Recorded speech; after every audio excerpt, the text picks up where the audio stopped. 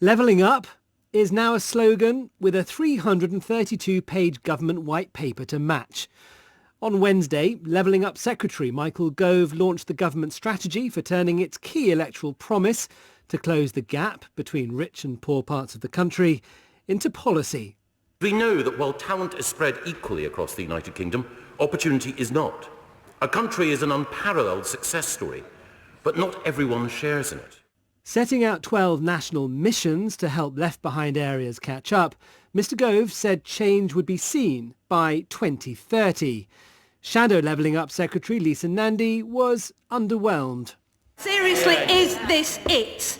The sum total of our ambition for our coastal and industrial towns, our villages and our great cities is a history lesson on the rise of the Roman Empire. I discussed this with the Labour MP for South Shields, Emma Lewell-Buck, and Tory MP and Chairman of the Conservative Policy Forum, John Penrose. What did they make of the white paper? Did it match the billing? I think it's a really big and important step forward. I mean, as you said, it certainly passes the drop test. And if people were saying before, look, this is a slogan with no backup, I think this is backup in spades. So there's lots of really welcome explanation. There's 6 different kinds of capital that need to be developed to help each community level up. And there's lots of structure to it. And there's clearly been some proper thought about how to make it work. And if you strip away the stuff about the Medicis and Renaissance Italy, what it's also saying is there is a recipe which isn't voodoo, which has worked many times in history, both in this country during the Industrial Revolution and in other countries before that, which can, if you apply the same secret sauce now, actually it can work again. So really valuable, but a heck of a lot further still to go, I would argue. The phrase levelling up to us means exactly the same as Northern Powerhouse does. It's nothing. It's a vacuous PR exercise. I mean, that document, 300 pages, starting with utter nonsense about Jericho and the Roman Empire, that told me and my community nothing that we don't already know about the problems we are facing. What it failed to do, though, was tell us anything about how those problems are going to be solved, any detail on how it'll be delivered, and offered no money. We've waited 2.5 years for this. What an utter insult to me and my community and communities across our country. As Emma said, John, there is no new money in this white paper above existing resources, no new commitments that extend beyond the current spending review. Can the sort of entrenched patterns of economic inequality really be changed without footing a really significant bill? Yes, they can. I mean, it'll need money, yes, absolutely. And quite a lot of it is not just a question of spending more, but spending intelligently and differently and targeting it in the right ways. But there's an awful lot of other things that will not require very much cash, but which will be really powerful. So, for example, one of the things that isn't in this, but which I'm told we should expect quite soon, is planning reform. We should all be waiting for a white paper on health inequalities. It's one of the least looked at, least mentioned, but actually really, really crucial things to deal with poverty in our country. And there's a whole series of other things about breaking glass ceilings, about social reforms. If levelling up is just a public works programme for a bit of road and a bit of rail, those are all very necessary, very welcome, but it won't be enough on its own. And we need these other social reforms absolutely as well. Emma?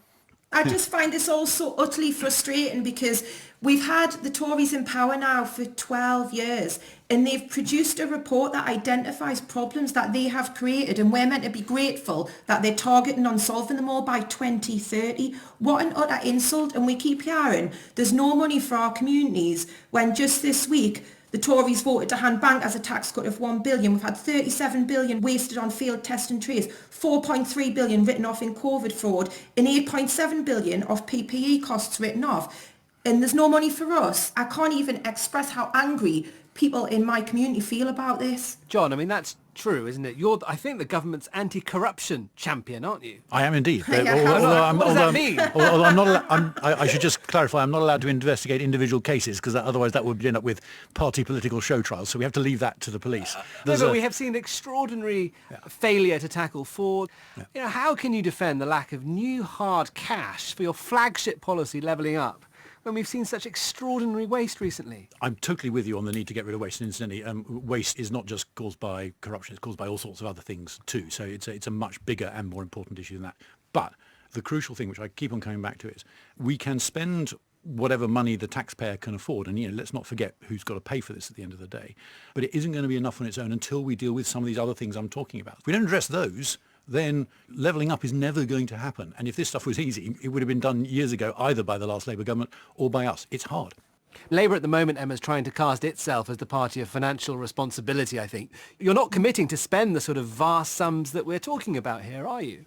We've laid out our plans for how we would level up.